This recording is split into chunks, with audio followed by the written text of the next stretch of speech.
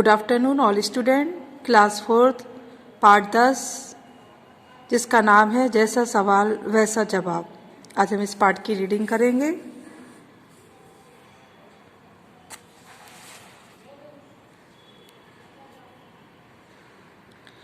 बादशाह अकबर अपने मंत्री और नवरत्नों में से एक बीरबल को बहुत पसंद करते थे। बीरबल की बुद्धि के आगे बड़े बड़ों की भी कुछ नहीं चल पाती थी। इसी कारण कुछ दरबारी बीरबल से ईर्ष्या करते थे और बीरबल को मुसीबत में फंसाने के तरीके भी सोचते रहते थे। अकबर के एक खास दरबारी ख्वाजा साहब को अपनी विद्या और बुद्धि पर बहुत अभिमान था। बीरबल को तो वे अपने सामने निरा बालक और मूर्ख समझते थे, लेकिन उनके अपने ही मानने से तो कुछ होता नहीं था। दरबार में बीरबल की ही तूती बोलती और ख्वाजा साहब की बात ऐसी लगती थी जैसे नक कारखाने में तूती की आवाज़। ख्वाजा साहब की चलती तो वे बीरबल को देश से ही निकलवा देते, लेकिन निकलवाएं कैसे, यह समस्या विषम थी।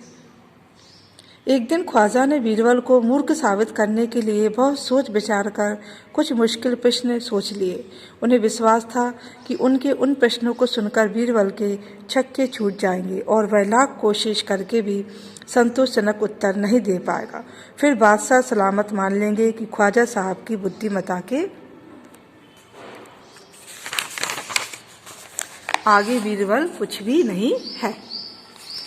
ख्वाजा साहब अचकन पगड़ी पहनकर दाढ़ी सहलाते हुए अकबर के पास पहुंचे और सिर झुकाकर बोले, बीरबल बड़ा बुद्धिमान बनता है, आप भी उसकी लंबी चौड़ी बातों के धोखे में आ जाते हैं। मैं चाहता हूं कि आप मेरे 3 सवालों के जवाब उससे पूछकर उसके दिमाग की गहराई नाप लें। इससे उस नकली अक्लमंद की कलई खुल जाएगी। ख्वाजा के अनुरोध करने पर अकबर ने बीरबल को बुलाया और उनसे कहा, बीरबल, परम ज्ञानी ख्वाजा साहब तुमसे 3 प्रश्न पूछना चाहते हैं, क्या तुम उनके प्रश्नों के उत्तर देने के लिए तैयार हो? बीरबल बोले, अवश्य जहांपनाह, जरूर कोशिश करूंगा, खुशी से पूछें। ख्वाजा साहब ने अपने 3 सवाल लिखकर बादशाह सलामत को दे दिए। अकबर ने बीरबल से ख्वाजा का पहला प्रश्न पूछा, संसार का केंद्र कहाँ है? बीरबल ने तुरंत जमीन पर अपनी छड़ी गाड़कर उत्तर दिया, यही स्थान चारों ओर से दुनिया के बीचों बीच पड़ता है। यदि ख्वाजा साहब को विश्वास ना हो तो वे फीते से सारी दुनिया को नाप कर दिखा दें और स्पष्ट कर दें कि मेरी बात गलत है। अकबर ने दूसरा प्रश्न किया, आकाश में कितने तारे हैं? बीरबल ने बाहर से एक भीड़ मंगवाई और कहा, इस भीड़ के शरीर पर जितने बाल हैं उतने ही तारे आसमान में हैं। यदि ख्वाजा साहब को इसमें संदेह हो तो वे बालों को गिनकर तारों की संख्या से तुलना कर लें। अब अकबर ने तीसरा सवाल किया, संसार की आबादी कितनी है? बीरबल ने कहा, जहांपनाह, संसार की आबादी पल पल पर घटती बढ़ती रहती है, क्योंकि प्रत्येक क्षण लोगों को मरना जीना लगा ही रहता है। इसलिए यदि सभी लोगों को एक जगह इकट्ठा किया जाए तभी उनको गिनकर ठीक ठीक संख्या बताई जा सकती है। बादशाह तो बीरबल के उत्तरों से संतुष्ट हो गए, लेकिन ख्वाजा साहब नाक बहुत सिकुड़ कर बोले, ऐसे गोलमोल जवाबों से काम नहीं चलेगा जनाब, आपको मेरे सवालों के सही जवाब देने होंगे। बीरबल बोले, ऐसे सवालों के ऐसे ही जवाब होते हैं ख्वाजा साहब, पहले मेरे जवाबों को गलत साबित कीजिए तब आगे बढ़िए। अब ख्वाजा साहब से कुछ बोलते नहीं बना।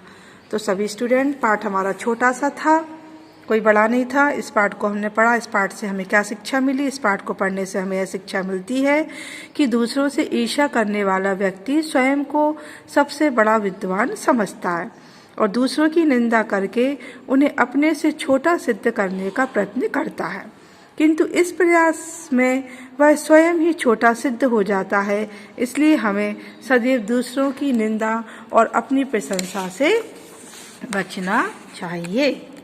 तो ये था हमारा पाठ 10 जिसका नाम था जैसा सवाल वैसा जवाब। तो ये पाठ हमारा कंप्लीट हो गया। इसके क्वेश्चन आंसर शब्दार्थ हम आपको PDF में सेंड कर देंगे। Okay student, and good bye.